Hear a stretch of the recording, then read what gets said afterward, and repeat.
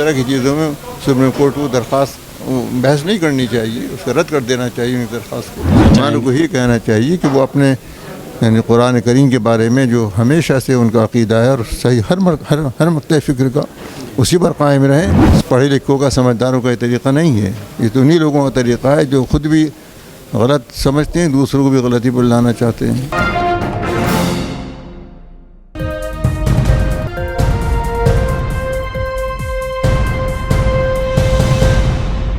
ہمارے ساتھ مولانا عثمان منصیر پوری صاحب جو جمعیت علماء ہند کے صدر ہیں، انہوں نے جس طرح سے وسیم رضوی نے ابھی جو فتنہ پھیلایا ہے 26 آیتوں کا جس طرح سے لے کر کے، اور خاص طور سے خاص طور سے شیعہ اور سنی کرانے کی کوشش کی جا رہی ہے، اس میں جس طرح سے 3 خلفائے راشدین جو شروع کے ہیں ان کا نام لے کر کے ایک فتنیت پھیلانے کی کوشش کی۔ ٹھیک ہے، آپ نے کہا فتنہ ہے، زیادہ فتنے کو بڑھنے نہیں دینا چاہیے۔ سپریم کورٹ میں وہ گئے ہیں، ہم نے سپریم کورٹ سے بھی درخواست کی ہے کہ دستور اور آئین کے اندر رہتے ہوئے آپ بھی اس کے پابند ہیں کہ کسی کی مذہبی بات، کتاب، عقیدے کے بارے میں آپ کو کوئی رول، کوئی فیصلہ کرنے کا اختیار نہیں دیا گیا، اس لیے ان کی اس درخواست کو فوراً رد کر دیں، وہ پٹیشن کو رد کر دیں، اس کو زیر بحث نہ بنائیں۔ اس کے لیے کیا آپ لوگ سپریم کورٹ سے اپروچ کریں گے؟ کس طرح سے کیا وہاں پر کر دیا، ہم نے بیان بھی کر دیا، بیان دے دیا ہے اس سلسلے میں، اور آگے کوشش ہوگی تو کریں گے۔ کیا سپریم کورٹ سے امید ہے آپ کو کہ اس کو ایکسیپٹ نہیں کرے گی؟ اس کی اپیل جو ہے اس کی چاہیے، دستور کے حوالے سے ہم نے بات کہی، ہمارا بیان بھی آج گیا ہے، باقاعدہ آ جائے گا پرنٹ اخبار میں۔ کیا کہنا چاہیں گے ایسے میں مسلمانوں کو کیا میسیج دینا چاہیں گے؟ مسلمانوں کو یہ کہنا چاہیے کہ وہ اپنے یعنی قرآن کریم کے بارے میں جو ہمیشہ سے ان کا عقیدہ ہے اور صحیح ہر مقطع فکر کا اسی پر قائم رہیں۔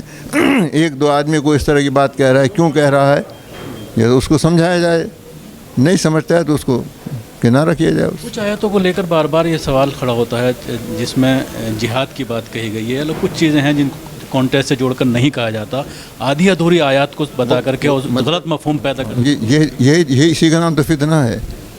پوری بات آگے پیچھے نہ پڑھی جائے، یہ تو کوئی سی بھی آپ کتاب اٹھا لیں گے، چاہے انسان کی لکھی ہوئی ہو یا آسمانی یا مذہبی کتابیں ہوں، کہیں نہ کہیں آپ بات نکال دیں گے اس طرح کی۔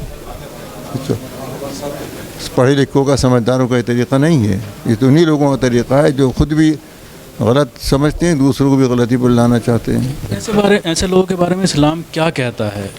کوئی خاص طور سے اللہ کی کتاب ہے، اللہ نے یہ کہا ہے کہ ہم نے ہی اس کو نازل کیا ہے اور ہم اس کی حفاظت کریں گے، ایسے میں اس طرح کی باتیں کرنا تو اسلام کیا کہتا ہے؟ اسلام یہ کہتا ہے یہ غلط ہے، ایسا کہنے والا اس کے بارے میں کیا حکم؟ یہی حکم ہے کہ آپ غلطی پر ہیں، اپنے ٹھیک کیجیے اپنی بات کو، جو اس کے ماہر ہیں ان سے پوچھیے، اس کو اپنائیے۔ کیا اسلام سے خارج بھی مانا جائے؟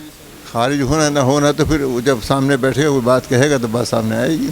قرآن کی آیات کے اندر اس سلسلے میں جو حکم لگانا تو مسئلہ الگ ہے، مسئلہ تو یہی ہے کہ اس کو جو فتنہ بنایا گیا، ہم تو اس سے روک رہے ہیں کہ آپ اس ملک میں رہتے ہوئے اس طرح کی باتیں کر کے اس طرح کا فتنہ پیدا کر رہے ہیں، یہ نہ ملک کے حق میں آپ کے مفید ہے، نہ آپ کے اپنے مذہب کے حق میں مفید ہے۔ اس طرح کا عمل کفر کا مستحق ہے؟ یہ تو دارالفتہ میں آپ سوال بھیجیں گے تو پوری تحقیق کر کے جواب دیں گے۔ کیا سپریم کورٹ اس طرح کے معاملے میں دستور تو نہیں کہتا، دستور جو بظاہر سامنے چیزیں ہیں وہ تو یہی ہے کہ اس طرح کی چیزوں میں سپریم کورٹ کو درخواست بحث نہیں کرنی چاہیے، اس کو رد کر دینا چاہیے ان درخواست کو۔ سبھی اہم خبروں کے لیے نیوز MX کو سبسکرائب کریں، ساتھ ہی بیل آئیکن کو ضرور دبائیں۔ لائک، شیئر، کمنٹ کرنا نہ بھولیں۔